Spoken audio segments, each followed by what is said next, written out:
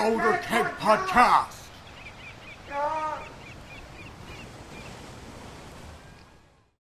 Hello and welcome to the 28th episode of the Powder Keg Podcast. The show that provides the chlorophyll so you can turn the sunlight of experience into the delicious plant food of improvement. I swear to God you've used chlorophyll before. No, I haven't. Have I? Yeah. Oh, I might. I just looked outside and I saw a leaf and I was like, alright. Quickly do them all. No, I think the chlorophyll one's new. It's fresh. Okay. No one's going to know. No one listens to our podcast anyway. It's fine. Okay. So today's podcast, we're actually going to be skipping through an intro because this is going to be a time-shifted podcast going into the future. So this episode is going to be it's going to be a champion spotlight. It's going to be specifically focusing on Zed, the Master of Shadows. I think that's his tagline.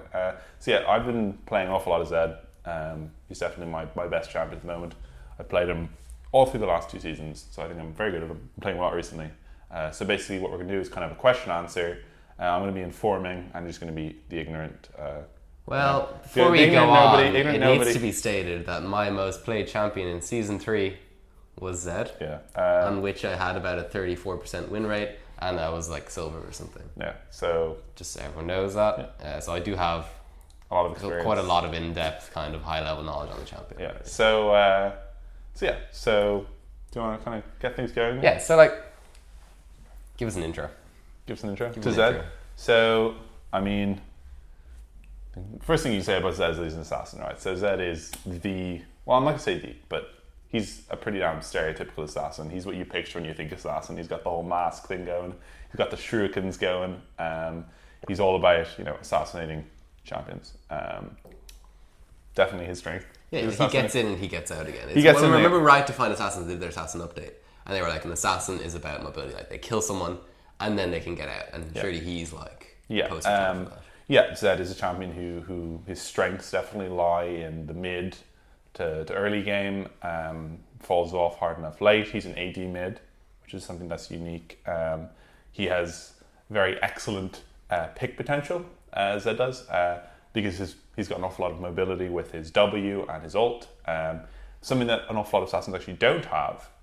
Most would, but Zed's ability to kind of be extremely mobile, get in and get out extremely fast with, throwing out a W, ulting them, instantly reactivating the W, throwing out Qs. You can kill people without there being an awful lot of outplay potential if he's good. So Zed's a champion that has a high skill cap. If you want to carry, you want to fix that. No. We'll go into that later. Yeah, so... high skill floor. High skill floor, and I think Zed's an interesting champion that, unlike a champion like Talon, who is, I think, slightly more polarized in how you play him, Zed definitely has an awful lot of versatility in how you use him.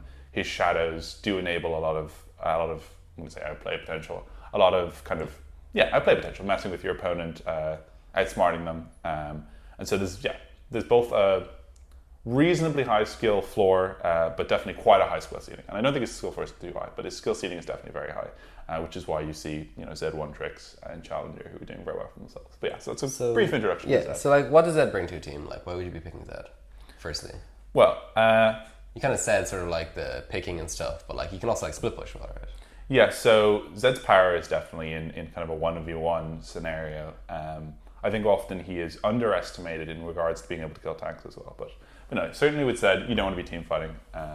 I'll go more into what you want to be looking to do in different parts of the game, but certainly with Zed, you're looking towards splitting on a lane, getting picks, finding champions when they're by themselves. He's very strong. Obviously, his ultimate is incredibly good in a 1v1 scenario because all his damage is amplified by 30%. Essentially because it pops for 30% of the damage dealt.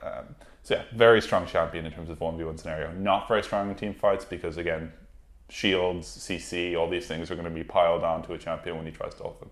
But again, versatile is what Zed is. So he's not an assassin where you have to split, but he's not an assassin where you have to team fight. He's an assassin where you can do both at different degrees. You can itemize to give him more power in different scenarios. But no, certainly Zed, name of the game, is not generally going to be team fight. It's going to be split pushing, getting picks, looking to turn the game into a 5v4 for the most part. Right. So I guess firstly we'll just talk about laning. Yeah, so Zed's laning is definitely, I think, where a lot of people let themselves down. Even myself, I would say laning is definitely the thing where I have the highest the most to improve on. So because with Zed, often I say he's an early game champion, right? So Zed is a champion where you think early game, you think strong in the early game, right? From level 1, you want to be winning lane, right? Zed is a lane where a lot of people say if you don't come out of lane ahead of Zed, you're probably not going to win that game. Now, I don't think that's necessarily true, but certainly you want to be coming out of lane with an advantage because he's not easy to pull off if you're kind of going even in all aspects of the game, because he's a champion that very much relies on that snowball potential. So an awful lot of what people do with Zed, at least they're not amazing Zeds, is they will try to go over aggressive in the early nature of the game. So Zed is a melee champion. Obviously he has his Q, he has his W, they can turn some of his abilities into ranged attacks.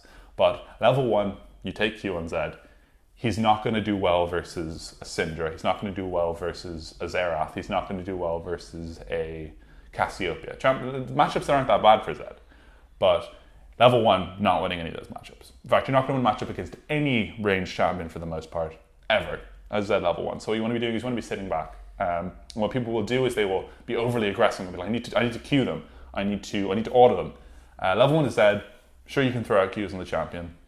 Often enough, you kind of want to just trade, get as much CS as you can in the first wave.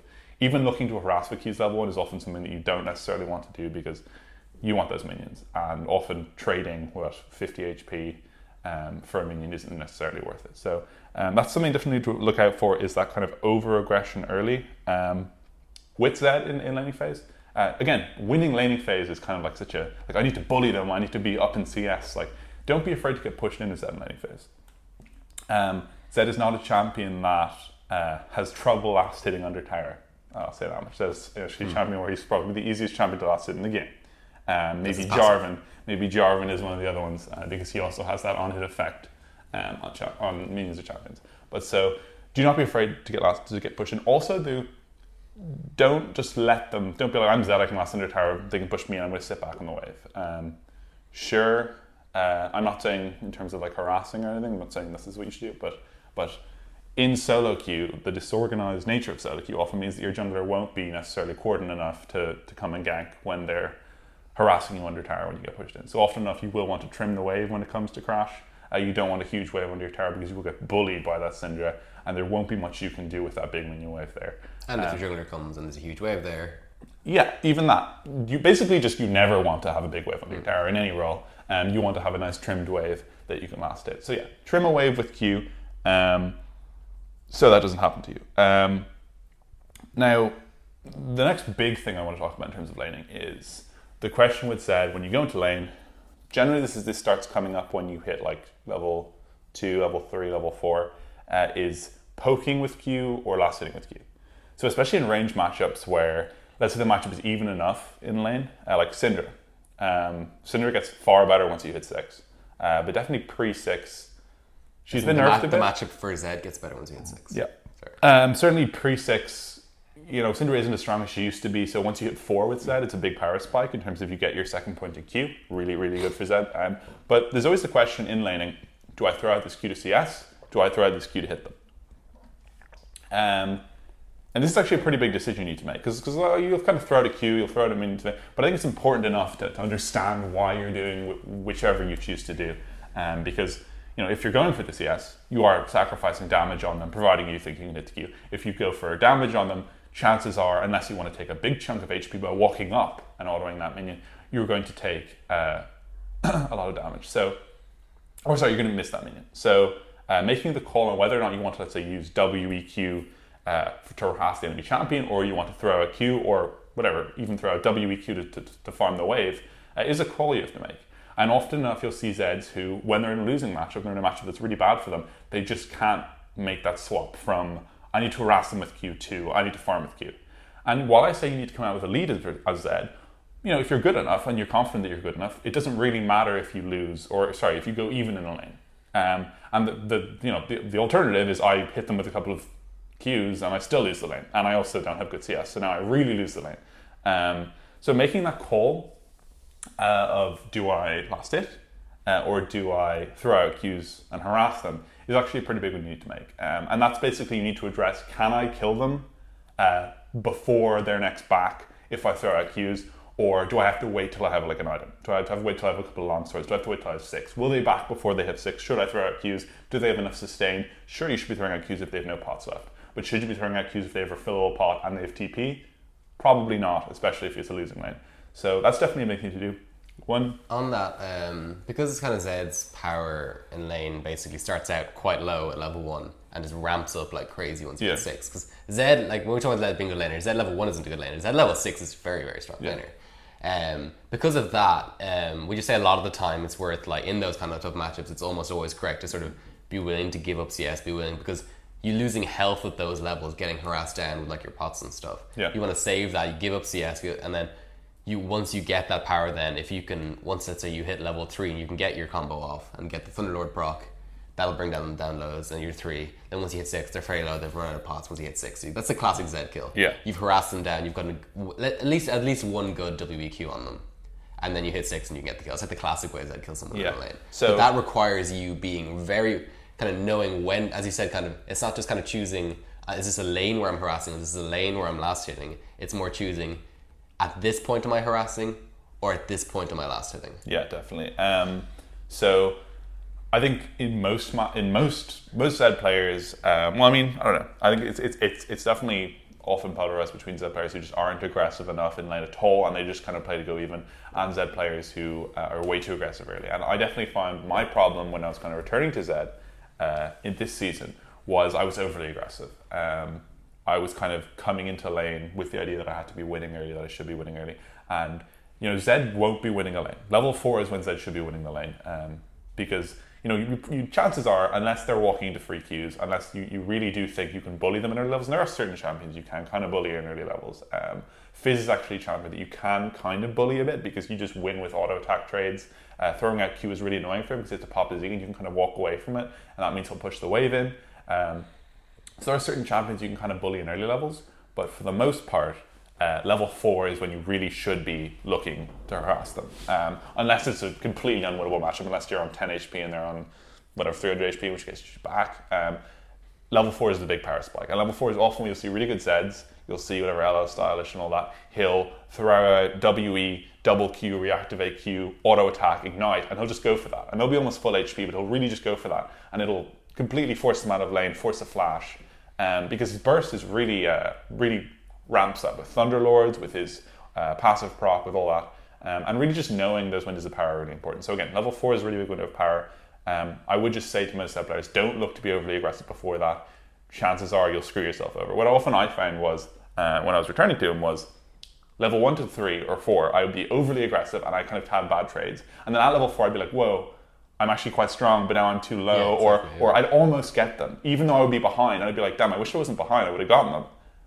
And then you kind of screw yourself over. So that's the big case of just be conservative at early levels, it's said, because you're not. Yeah, and be humble, because like, one thing I've always had an issue with in game is how if like a good player will in any champion be just willing to give up CS when giving up CS is the correct thing. Yeah. And we all have this thing built into our heads where we want to take CS and we want to last it all the time, if possible. But you need to be factoring in how much health you're going to lose versus that CS. So like losing 5 CS, it feels way worse just to like intentionally give up CS because you know you're going to lose your ass. When you consider how many times you miss a CS in a game, like just intentionally giving up, it's fine doing it now and again. Like if you're going to preserve this, you got to get to your power spikes. Yeah, and again, kills worth 300 gold.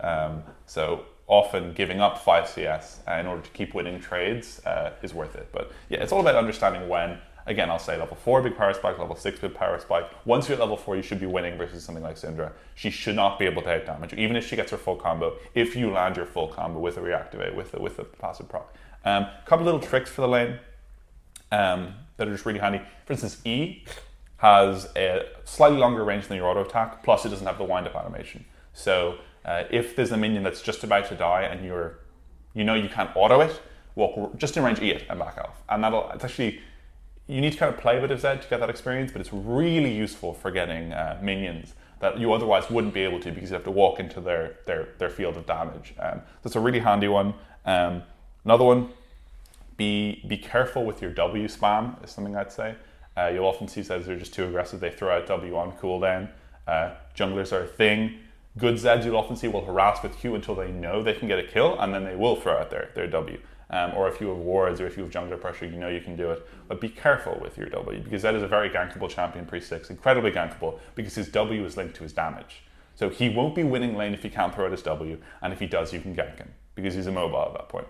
So often you will see junglers look to gank the Zed, partially because Zeds are often aggressive in lane. But so be careful. Ward one side of the jungle, play towards that side as your strength, throw out your W towards the other side and harass them. Don't play really far forward and throw out your W under tower, because you'll just get ganked and you'll die. Third really important thing I'd like to say, in terms of lane, I don't have my third thing, but I just think third, is to do with the fast WEQ versus the slow WEQ versus the fast WQE. So this is like, I think, the biggest polarizer between a really good Zed and a mediocre Zed. And there's another trick you can do with it. So first of all, some Zeds you'll see in lane, they'll position themselves so they think they're about linear with you in terms of the direction of the lane or whatever. They'll throw out their shadow so it is directly linear between them and you. So it'll be a straight line. Them, shadow, you. Do you understand that? So it's a straight line. Yeah. 3 points, one in the middle and two on the other side. So they'll throw that out and they'll throw out their Q and they'll E. So their E will just catch you, and the aim is for both Qs to hit you. But the point is there's a really small gap there where both Qs hit you. So the shadow has to be almost on top of you at that point, because the Q has a slightly longer range than your shadow does. So if they throw that out, there's a tiny window of space that you have to be in for it to hit you. And if you sidestep, if you walk away, chances are one of the Qs will miss and you'll lose a huge amount of your armor, which is the Thunderlaw proc and the second Q. So bad Zeds will do that. Sometimes you do have to go for it because it is much faster and it does give you a big burst of damage. And if you know that you can calculate where they're walking, it can be good. But it's also just like way riskier. What you'll see other Zeds do is the slow WQ, which is when you throw out W and you E, and then you wait for a second, and then you throw out both Qs depending on where they've walked, because they've been slowed, so it's easy to hit the Qs, right? So this is slower. 99% of the time it's better, unless you really need that certain really quick burst of damage, or you really want to surprise them or something. You'll sometimes see if they're about to kill you under tower, you'll throw out the fast WQE and an auto and an ignite, and you'll kill them, and it'll be like, whoa, big burst, because the other one's way slower and you can't really wait. Now, the big trick with the WEQ, which is the slow one, am I just scintillating at you? It's all right. Okay. Is something that actually LL Stylish, which is a Z1 trick on Twitch, and I highly recommend you watch it. Really instructional in terms of Z play, really good. He's a challenger Z1 trick for the most part. Is basically you throw out your W. So again, I'm explaining this. I'd recommend you look up a video. I'm sure he's made a video of it. But you throw out your W to be slightly to one side of the enemy champion, and then you E.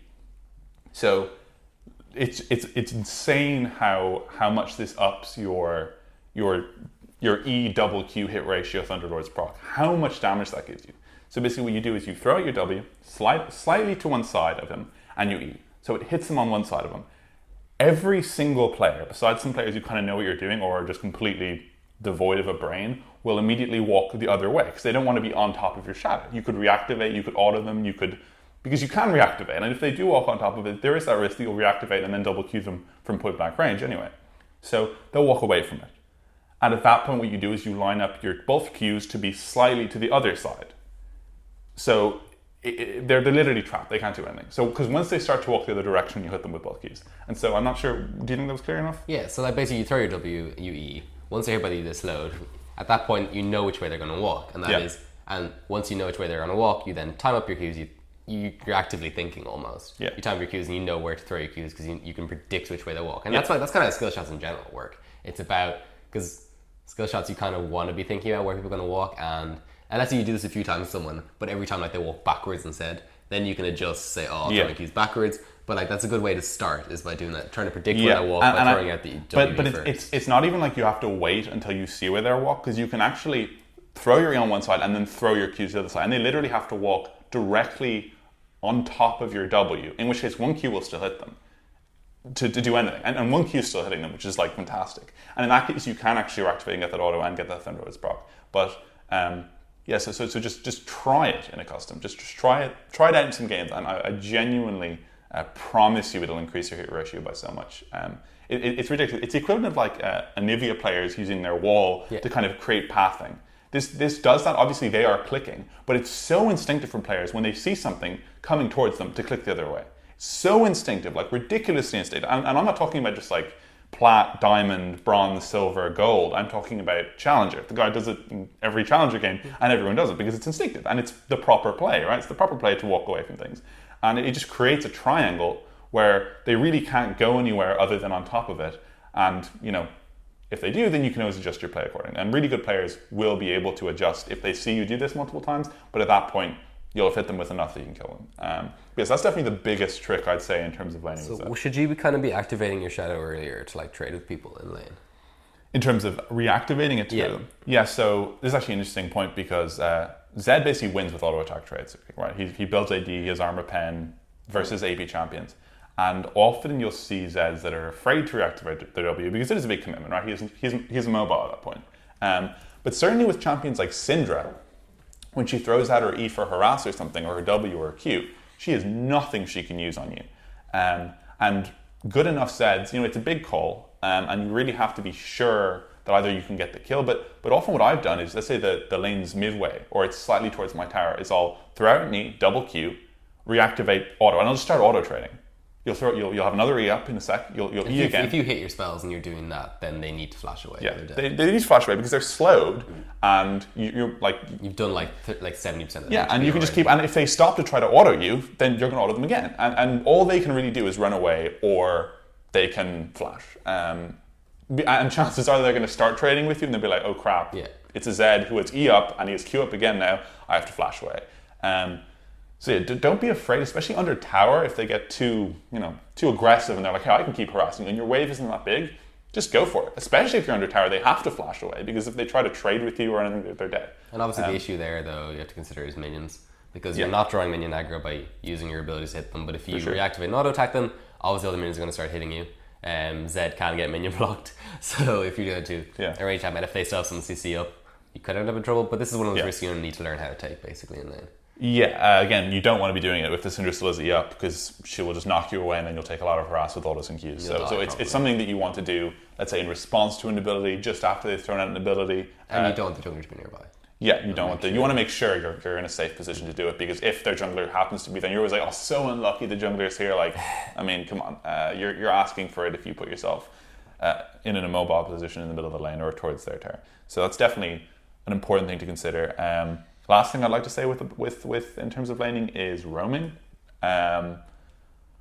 Zed doesn't win a lot of matchups mid lane. There's an awful lot of, especially just like rough matchups for him. I'm not talking about like the hardcore, like the Sandra can't win matchups or the whatever I'm trying to think of, like Vladimir, like almost unwinnable matchups. I'm talking about even just like, let's say a Xerath is just playing way back on his tower and there's just nothing you can really do about it, or a Ziggs is just wave clearing, and you just can't get to him. And using your W to close the gap and then ulting him would just result in you dying. Like you can't like overextend that much in order to maybe get a kill under tower. It's just way too aggressive. So in these cases, instead of just being like, what's happening? What do I do? And good Ziggs will do that versus Zed. And it's not that's one of the best ways to play against Zed, just to play back, because he can't kill you without overextending, in which case your jungler can come and kill him. So at this point, what we need to do is, well, I have pressure. Clearly, he's respecting the pressure I'm putting forward in the lane. I'm going to roam. So if he's letting you shove lanes towards him and just clearing them under his tower, or just clearing them as they're coming towards his tower, what you can do is you can roam. Zeds don't roam enough. I roam all the time, and I get so many kills. Literally roaming like level 3 or 4 is just so underrated. We've said it before in terms of just like the game in general, like roaming is ridiculously broken. I'm a big advocate for just like roaming in every single opportunity. Solo player. Yeah. Like it's just broken. Like it's just ridiculous how powerful roaming is, and just the pressure you can exert on the map. Like sure you might miss 2 minions, sure you might miss 3 minions. Maybe you won't miss any minions. Just start walking towards the lane. And Zed particularly, if he gets kills in other lanes, they really do enable him to snowball and to really pressure his own lane quite extensively. So we did a whole episode on roaming, didn't we? I think we did, yeah. So listen to that episode, yeah. But just specifically with Zed in the matchups, it might be a decent matchup for Zed. You just mightn't be able to get to them. Don't overextend in those cases. Don't try your hardest to kill them. Just say, well, they don't want to be killed. I'm just going to go elsewhere. Because they want to sit mid and clear waves into their tower. I'm going to go elsewhere and kill their allies. Yeah, he's one of the best like There's a few things that factor into someone who's good at roaming. There's like their ability to get to lane quickly, someone like Rens. Hall's obviously very good at that. Yeah. TF's very good at that. But what Zed does really well is once he gets there, how effective of a ganker he is. Like, Zed versus squishy support, like it's not going to take much for that support to die. Like he can gap close it just from a serious distance, and it's absolutely ridiculous damage. It's extremely hard to dodge, extremely hard to CC him and get him down. So that is where you're the most effective. So in general, and then once you do that, sure, then you go back to your lane. Let's say you got like a double kill bot or something. Now maybe you can take on your lane, but your priority in a lot of lanes, you'd be very willing to shift your priority from the lane you're in to either top lane or bot lane or even their jungler. Yeah, and particularly like in matchups like Zed or the Sand stuff where you're just getting bullied, and maybe you're getting some CS under tower, maybe you're just getting crazy bullied. Just run. Apply your pressure that you have. You have early power. You just can't exert it versus the Vlad because he's a horrible champion. Versus the Malzahar or whatever. Actually, Malzahar isn't that bad, but so just roam. Apply pressure elsewhere, get that early advantage that you do kind of need in order to snowball into the mid game in that game. Last little point, I said last already. Very last already. In terms of laning is, because I say laning because it is still laning, so this is swapping with your bot lane. We actually said it before in terms of, I don't remember what episode it was, I think it was 2 episodes ago, where we basically talked about getting XP. Oh, it was resource distribution. So basically getting XP, getting gold. Zed is very reliant on having an XP advantage over opponents. He's very reliant on having a gold advantage. If your bot lane, they lose their tower, swap. You solo, they wave clear mid. Zed doesn't have good wave clear. He is not good versus 2 ranged champions or versus a support and an AD carry if they're bullying him under tower, unless he is strong enough that he can kill them, in which case, sure, you can just kill them. But chances are their mid laner is going to stay mid and their bot lane is going to come mid. Now, your bot lane, as an AD carry and a support, chances are will be much better at wave clearing than you will as a Zed. Zed only has 1 rotation of wave clear and then he's done. Again, we talk about Zed's strengths. They're killing people. They're not in wave clearing. He's not a control mage. He's not a good wave clearing champion. He's okay wave clear, but he can't compete well. So what he wants to do is he wants to swap. He can 1v2 bot lane if he doesn't have a tower to protect. He can kind of clear waves, and if they overextend, he can get jungler and they can kill them. Or vice versa.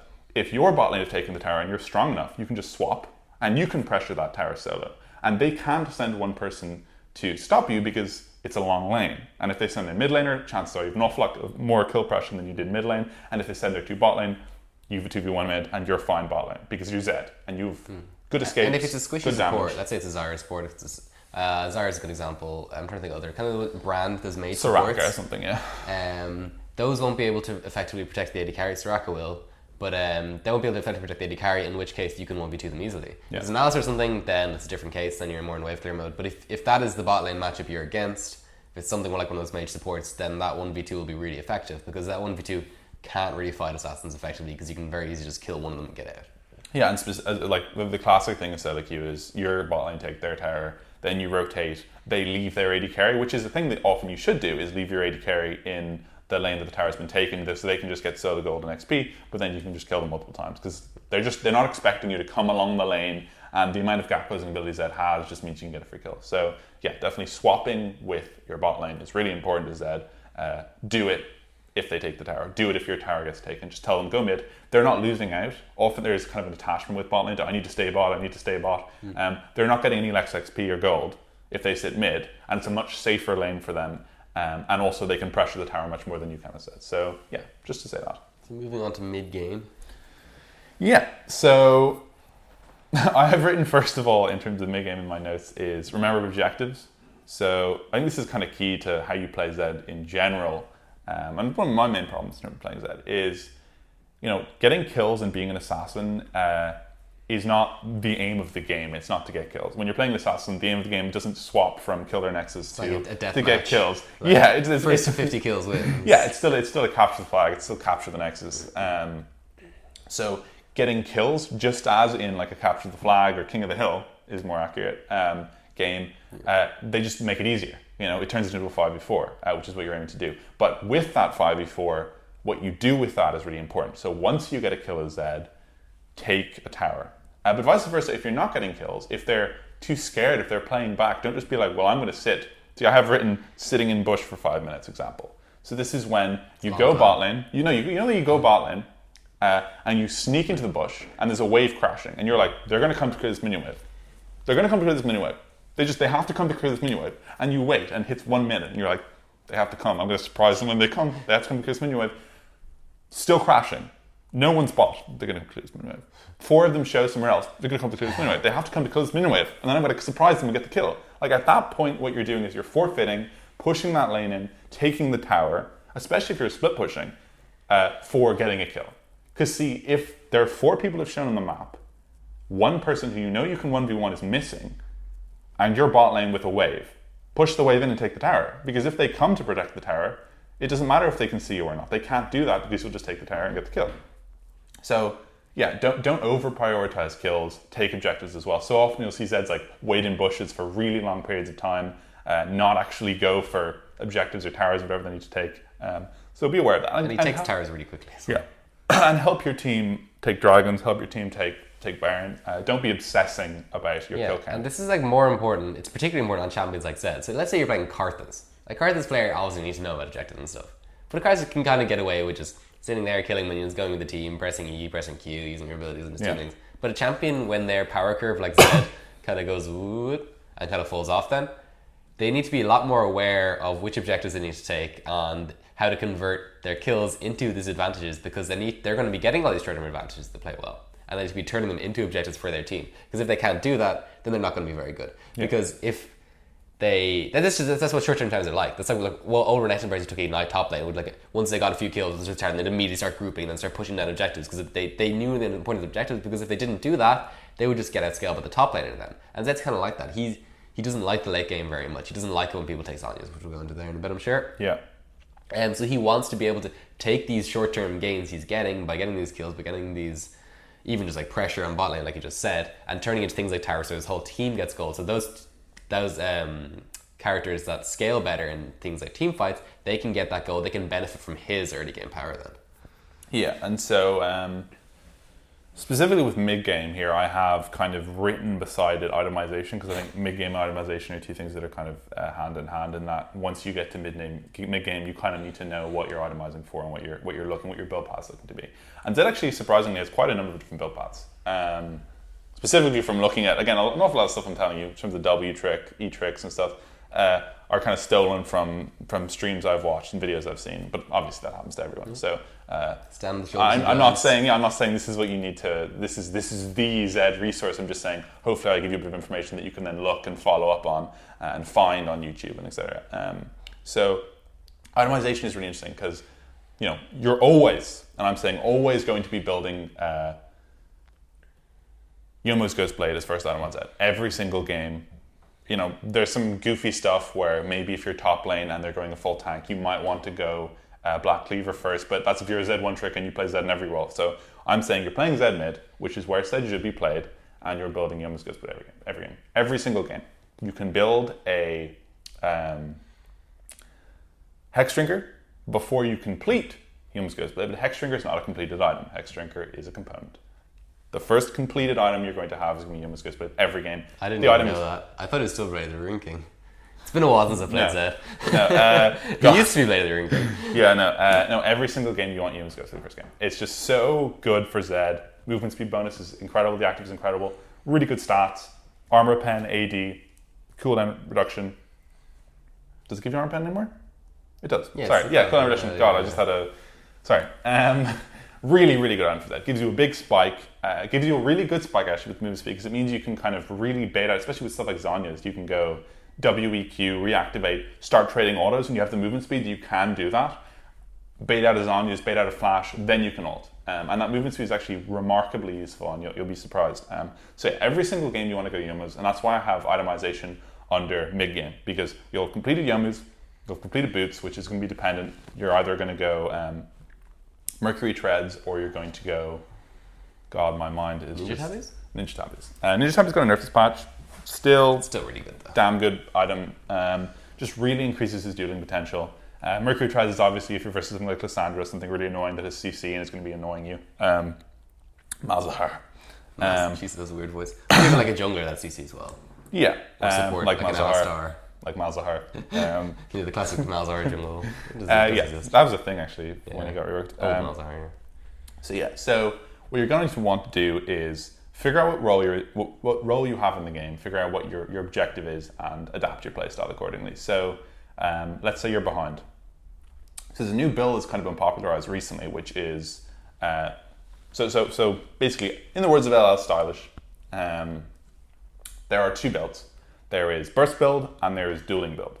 So burst build consists of items like starting Yomu's, going into Duskblade, moving into, I think before it was kind of like Last Whisper, basically just like big AD items, big damage. And then maybe he'd go Black Cleaver. I think he used to go Black Cleaver third item as well, often. Now that's kind of been changed a bit. So now the big burst build is Yomu's, Duskblade into Triforce. Gives you a huge spike once you complete Triforce. It's very reliant on you being ahead, however, because Triforce is a crazy expensive item for the stats it gives. The stats it gives are really good, but it's super expensive, and it kind of isn't that good on Zed until you get it completed. So I would recommend, if you're going to burst build, you either go those three, or you go, you can swap out Black Cleaver for Triforce, basically. Black Cleaver is better versus tanks, gives you more health, costs far less gold, a nice armor shred effect. Triforce gives you a lot of damage with that auto amplification. Really means you can kind of go W, E, double Q, auto, and just straight up kill a squishy. And then ult someone else. Plus the attack speed is really nice. It's a really good item. I'd recommend you try it if you haven't tried it on Zed. But yeah, so, sorry, to return, burst build is more to do with killing squishies. If they have a number of squishies, they don't have that much CC. They don't have something like Tryndamere or something like Fiora. Actually, Tryndamere you can go burst build, but something like Fiora, something like Aurelia, something where you really need kind of the stats. So dueling build, then on the other hand, is when you want to be dueling. You're looking for kind of killing tanks. And so dueling build, or maybe there's like a Maokai even, it was like full armor, and would kill you if you had burst build, because you're squishy and you build AD items. So dueling build consists of stuff like Yomu's, first item, into Black Cleaver, Blade of the Ruin King, Last Whisper. These are the key parts of the dueling build. So again, it's kind of you have attack speed, you have lifesteal, you have health, you have AD, really good. Still good for killing squishies, but particularly useful versus stuff like, again, split pushing tanks, champions where you really need that shred. You need to be able to go toe to toe. You need to be autoing a lot. So this is kind of build where you will change your playstyle. You'll be ulting and you'll be autoing them a lot. You'll be using them active. Still really powerful build, but again, itemization of Zed is very much dependent on knowing what your role is and you shouldn't be building Duskblade every game second item. You should be understanding which one you should be building. So what about Hex Drinker? So yeah, so Hex Drinker is an interesting item because when I say mid-game is when you start thinking about itemization, Hex Drinker is kind of an item you build that's not every game in the early game. So I basically recommend you build Hex Drinker when you're versus any annoying AP mid champion. I think people don't build it in solo queue enough. They definitely don't. Yeah, you can sell it late game. If you're thinking of your 6 items and you're saying, Hex Drinker is just not fitting in there very well, like, you can sell Hex Drinker. It's not that expensive. It's about $14.50, I think. You're fucked once you get 6 items anyway. Exactly. You can sell it. Item is damn good. Literally makes you unkillable versus a lot of mid-champions. Especially if you're playing stuff like Fizz, which is kind of a tricky matchup for Zed, or something like Kennen, AP Kennen, even like Vlad, anything that's AP and that's annoying. Syndra, that's Hex Drinker will save you so much. What'll happen is you'll ult Syndra, you'll kill her, she'll ult you, and you'll die after you've killed her if you don't have Hex Drinker. Like even Merc Treads. Often what I see people do is build Merc Treads in a situation where it's bad just because it gives them MR versus a champion who's mid lane. Just build Hex Drinker. And they don't get Hex Drinker. Yeah, at least just build Hex Drinker first. Build Hex Drinker before you have anything else. Sure, if you back and you have enough gold for Dirk and not enough gold for Hex Drinker, you can get Dirk. But just prioritize Hex Drinker versus AP champions. It's so useful, even if it's the only AP threat in the game. It's not like a forfeiture of your ego. It's not like, I don't need Hex Drinker to beat. It's not like, it's really weird. He's yeah, like, it's he never the same with stuff like LSI stuff. It's like, but like Zed's, again, Zed lane isn't that strong. It's just stronger than a lot of other parts of his game. And it really is a port where he has a window to snowball. And once he gets an advantage going into the mid game, you can reuse that. And Hex Drinker is how you get that advantage. So, but by investing in your early game, you're investing in your mid game. Yeah, and if it's about getting ahead early, you need to get ahead early so you get this. And like, even if you're like, I bought Hex Drinker, but now I have to swap with my bot lane. Now I'm versus an AD champion. Hex Drinker still gives you good stats. It gives you, AD, good bit of AD. It gives you some more, which isn't great, but it's a fine item. Plus, that magic damage proc actually saves you more than you think. If you're versus a Sona, Caitlyn or something, it'll save you from that Sona. It'll prevent a bit of damage. Just build it. Just build it. I've written actually here the Hex Drinker Conundrum. It's not really a conundrum. It's not a conundrum. I was wondering, I was expecting you to say this, and I was like, conundrum? Well, I said conundrum because it's like a lot of people say, I don't build Hex Drinker, you shouldn't build Hex Drinker. It delays your power spike. Delays it a bit. Doesn't delays delay your opponent's power spike even longer. Especially in solo queue where, especially in mid, low, medium, high level solo queue where laning can often go on for so long. Sure, if your bot lane looks like they're going to take the tower really soon, maybe you don't need to build it. If you don't think laning's going to go on too long, don't build it, of course. But if you think, there's any way, because versus Syndra, it'll help you far after laning. Because so often you'll ult the Syndra and she'll just immediately click R on you, and that'll kill you as you activate your ult to go away. So just build it. Build Hex Drinker. Did I mention build Yes. Hexing? So on to Teamfighting.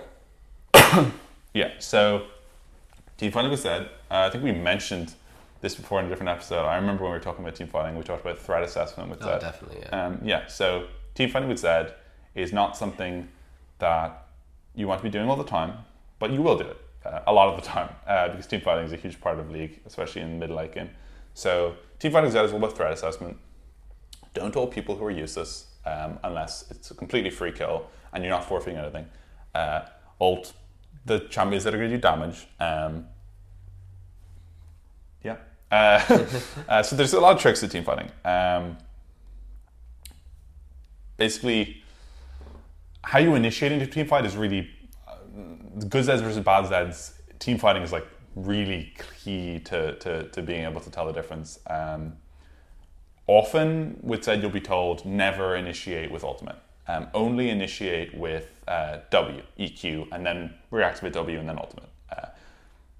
People are like, why? Because your W, your ultimate amplifies your W and your E. Why shouldn't you use that after? But actually, it just kind of enables you to kind of test the water and your ultimate, once you ultimate, you're in the fight. So it gives you an awful lot less of a window to do damage. Whereas if you ultimate after as a finishing tool, is actually much, much smoother. But there are lots of different tricks you can use with team fighting. This is one big trick with Zed, which is called the invisible W, which is basically when you throw out W and then you ult. And you still have the W you haven't reactivated. So after the ult goes off, you immediately reactivate W. So the way it comes across as, especially if you throw W into Fog of War for them. So the classic outplay is you throw W into a bush, you ult someone, then you reactivate W, and you've just disappeared.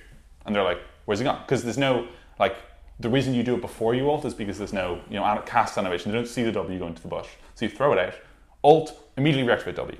And you still have a window there to go throw out Qs, you have a shadow there, throw out Qs, throw out an E. You can even reactivate ult then to go back to where they are. So the classic outplay is you ult them, you throw out W, you ult, you throw out Qs, E, you reactivate ult, get that auto, they die. Really flashy, really nice. Actually quite useful for teammates, for team fights, because what you can do is you can throw out a W. Obviously this is assuming that you're in range to ult someone without having W'd. But you throw out W, ult someone. Maybe if you have a flank or something, you can, auto them, reactivate W. They're using CC on the ground, they're panicking.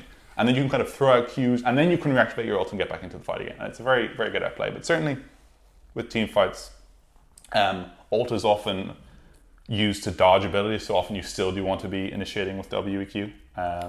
Yeah, it's like we're kind of sticking to Zed specific stuff in team fighting because there's so much you could say about playing assassins in team fights. Yeah. So you're probably wondering, well, why aren't we talking about who we should be looking at the other team, like what items they have, who's the high priority targets, and obviously that is actually the core of really how you're going to be team fighting on Zed.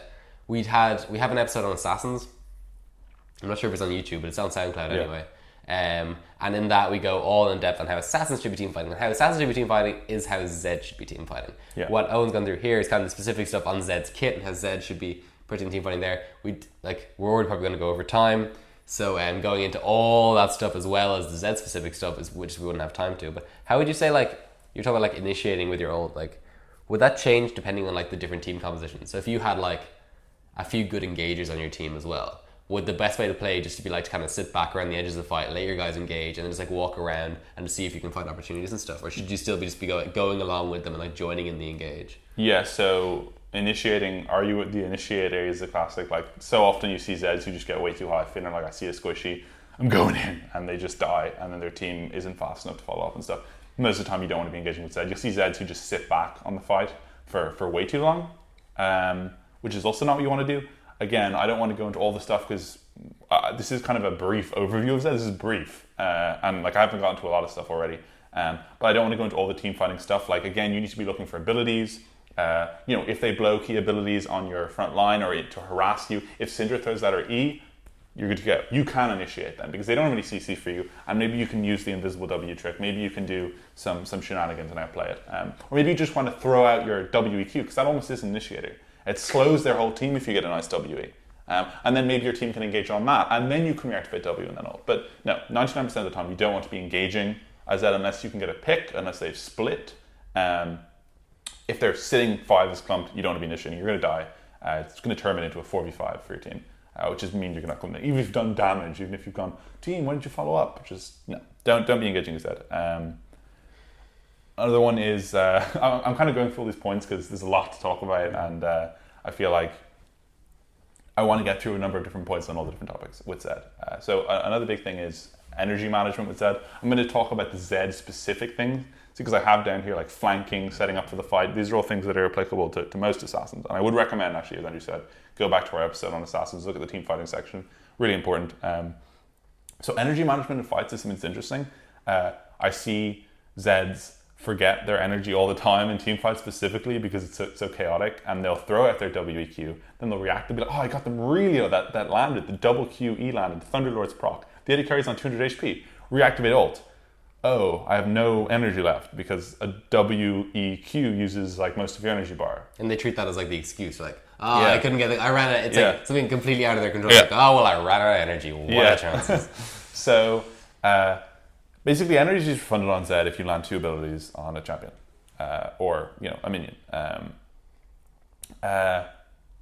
Useful. You should utilize it. Again, I'd recommend Ellis Stylish has a video on certain energy tricks you can do with reactivating W before throwing out your Qs, which gives you more. You can reactivate W. There's a trick you can do basically where you land 4 abilities on the champions your W is centered on, and it gives you a massive energy refund, and it's really useful for team fighting. As well as an energy refund, it also reduces the cooldown of your W. So just watch the video. Energy management is really important. Just be aware of your energy. We'll link it in the description. Yeah, again, this is also to do with spamming your abilities in lane. You'll often go in lane, or I say you'll go out of energy. Don't go in lane. You shouldn't be, just energy management. Again, energy is an interesting thing. It's one of the more unique resources in the game because it's all about kind of tempo. It's all about having your energy up at the moment as opposed to over the long term. So yeah, definitely energy management is really important. Specifically, I say in team fights though, because team fights you don't have time to regenerate energy. So often landing multiple abilities on multiple targets is really important because it'll give you enough energy to be able to continue that team fight. It's also why blue is good on set, but I won't go too much into that. So I'll leave team fights for there. Want to keep this moving, want to keep this swift. We'll go into tips and tricks. Yeah. You ready for that? Yeah, I'm ready for tips. Are you sure? I'm ready for tips and tricks. Are you sure? Okay, so again, I've already talked about a few of them. So the WEQ lane angle is another one. Is one I already went to in the laning. Absolutely crucial. If you want to be a good Zed player, you need to nail it down.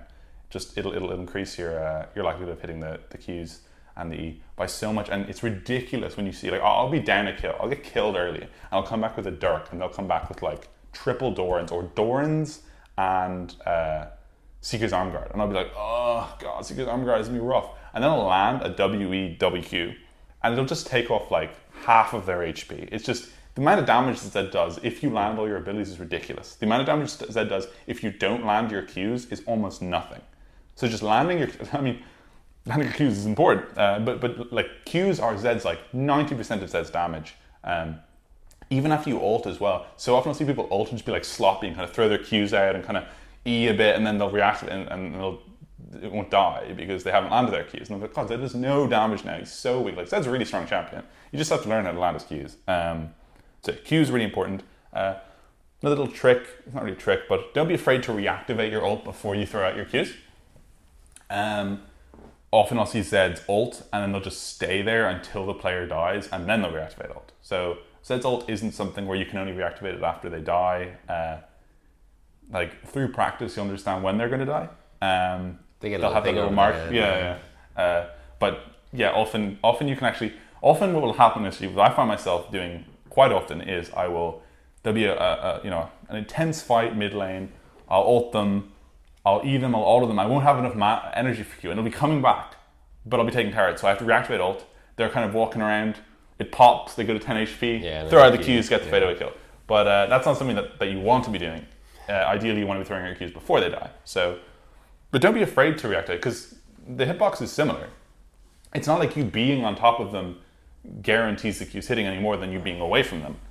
Sure, maybe it means you're more likely to hit 2 Qs, but don't be afraid to, let's say, especially if they have other players near them, you ult, you E, you auto, you ignite. Don't be afraid to reactivate ult and then kill them with double E.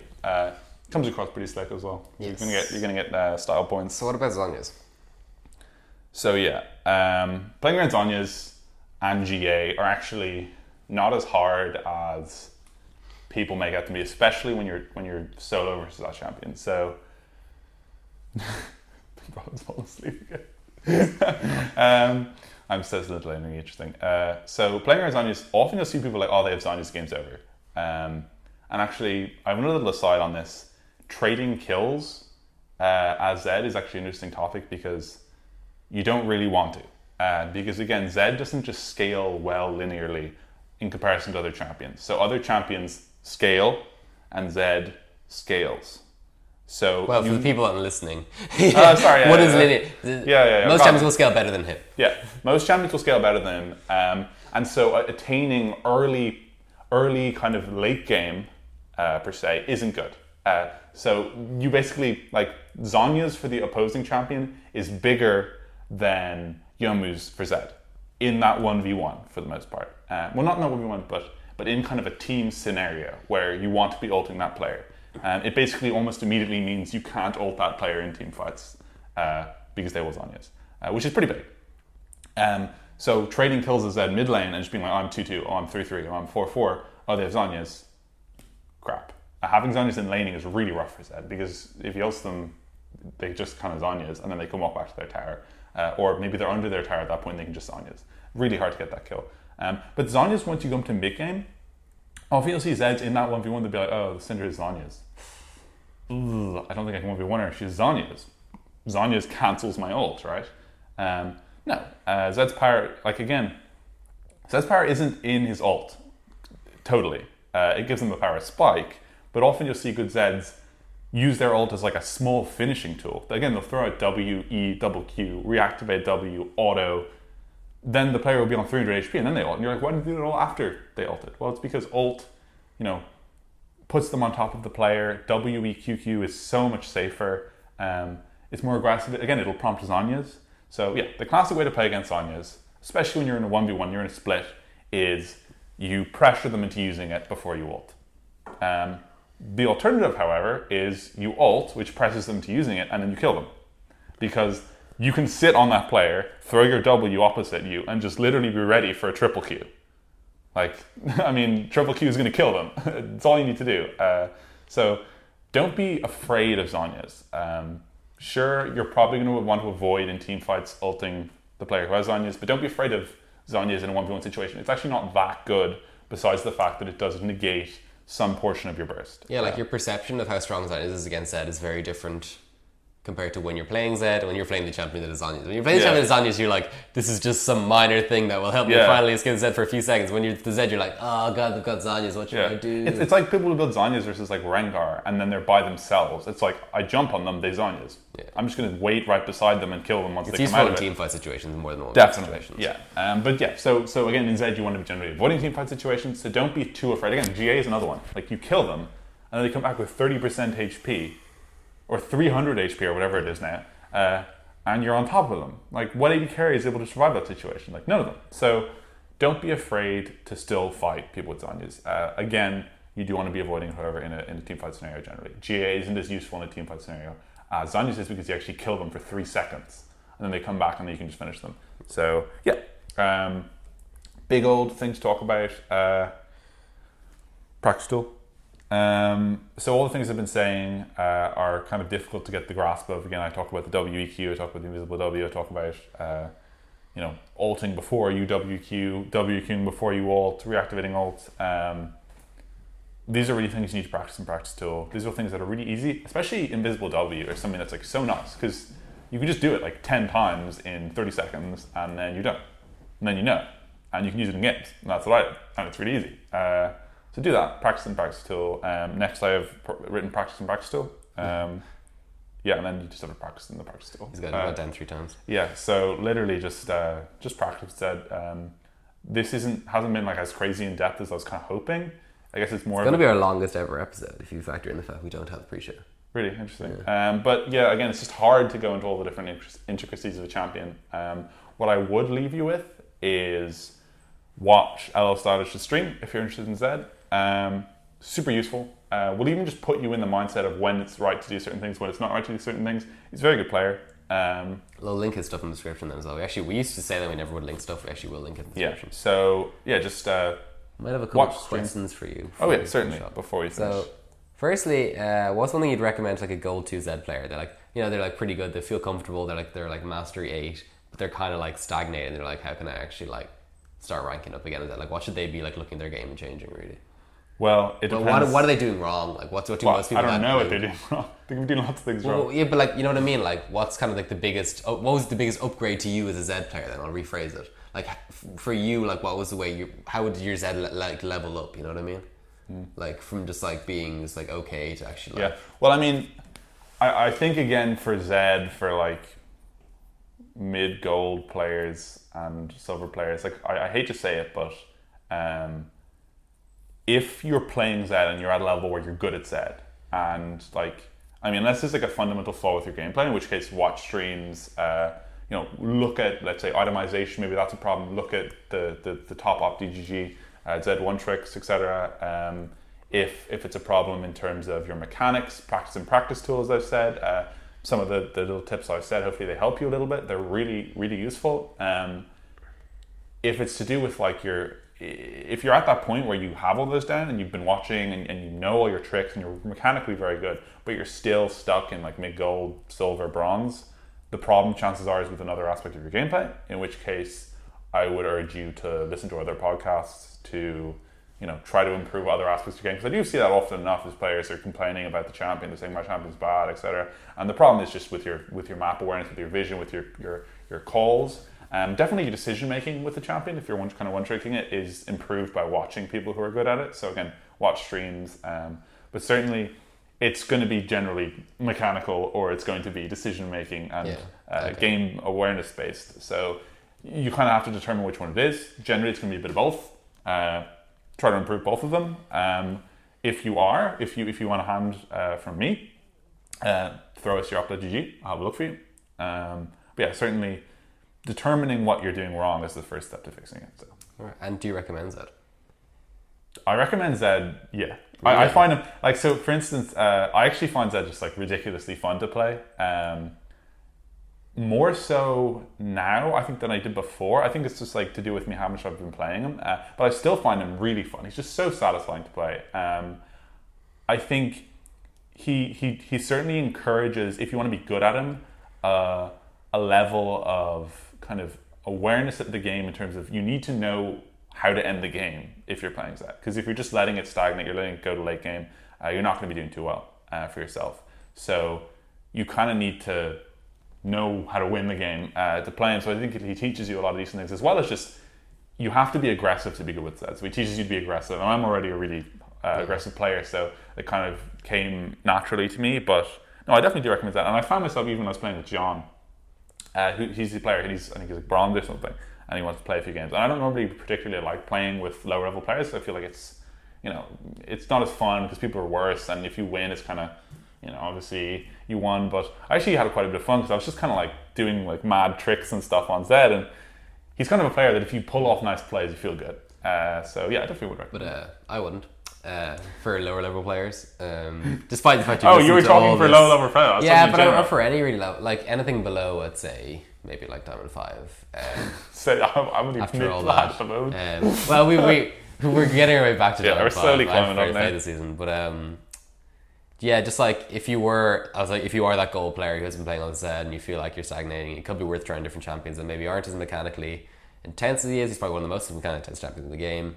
The idea of a high skill floor is very enticing. It's very appealing, but we've had episodes in champion pools. If you listen to those episodes in champion pools, you will not come out of it thinking I should be picking him instead of one improve. Yeah. But that said, everyone has different reasons they play the game. If you love him, if you love playing, if you love the outplay, if you love, as I was saying, flying around, do these cool tricks, absolutely is what you want. From a pure improvement perspective, I don't know if I'd recommend him. That said, this episode's probably so useful. Disclaimer on this episode: don't play Zed.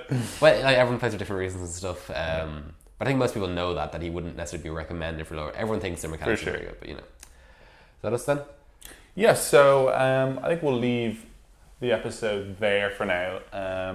Again, we've done this before, a couple episodes. We've done a Gangplank one, we've done a Cassiopeia one. We got a bit of feedback on those. Fair bit of people. We got one comment of a guy who disagreed with you taking exhaust on like Gangplank. So I haven't forgotten that comment. Again, I'm not able to go into everything here. So if you have stuff to add, sure you can shoot us up with. You can shoot us up. Yeah, you can shoot. Is that a word? Like shoot us with up. messages. Means the heroin then. No, you can give us a message. Yes. Yeah, hit us up there. Not shoot us up. It's beating instead of shooting. Yeah, you can hit us up with some messages. Anything you have to add. Totally happy to take it. I'll do a full disclaimer saying, I'm not a god on Zed or anything. It's just I've been playing an awful lot of him. I've been watching him over the stream. And I consider myself pretty knowledgeable when it comes to him. Get us on Twitter. We're at PowderCakeCast, Gmail, the PowderCakePodcast@gmail.com. We're on SoundCloud. We're on. This is going to be YouTube. Any subscriptions, any likes, all much appreciated. Anything like Hit that. Hit that notification thing so people have been saying. You can get to us in any of these places. Talk to us about whatever you want. All much appreciated. If you leave us a review on iTunes, we'd hugely appreciate it. It's the best way to get the podcast out, and we will read you out on the next show. So thank you. We'll see you next probably week. A couple of weeks.